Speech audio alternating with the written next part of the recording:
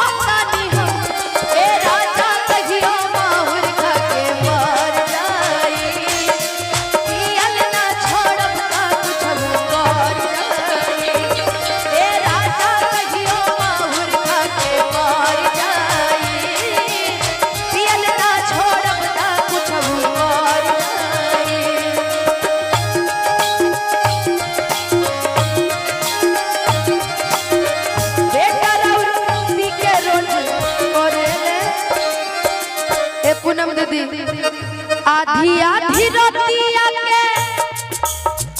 भाटा पर से आवेले बीच के बाड़ी हमारा के जगावेले बीच के बाड़ी हमारा के बीच के बाड़ी हम आधी आधी रतिया के भाटा पर से आवेले के बाड़ी हमारा के जगवेले के बाड़ी हमारा के बाड़ी हमारा मारे लेके दौड़ से खाली मारे लेके दौड़ से खाली बसवा के मामा बेटा राउर पी के रोज करेले हमरो के लग ही सुता लिए आमा बेटा राउर पी के रोज करेले डरमा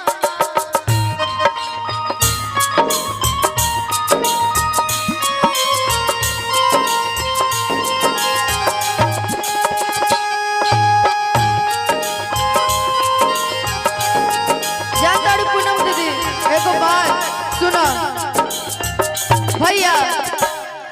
जो बीच बजरिया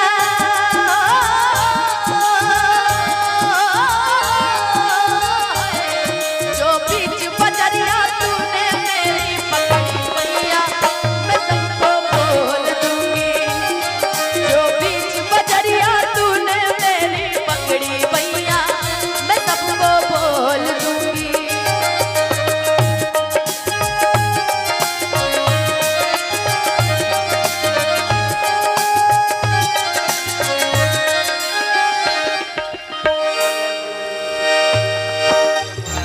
कौन नाम है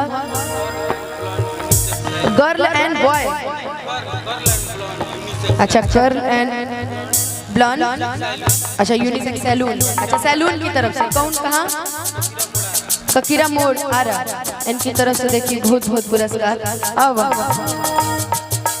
जनतरू एगो नया लाइन सुनो देह हमर धके पिया रोज छक भरेले देही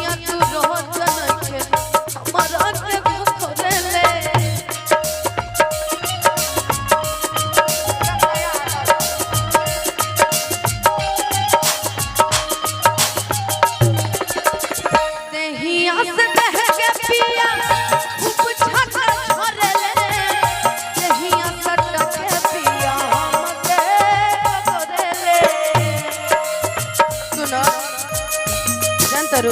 एगो बात पिया केतनो भाई हो पिया तो पिया हो हां बात करस रात भर बात करस रात भर खाली लंबा लंबा बेटा राउर पी के रोज करे ले डरमा बेटा राउर पी के रोज करे ले डरमा हमरो के लगही सुतालिए हमरो के लगही सुतालिए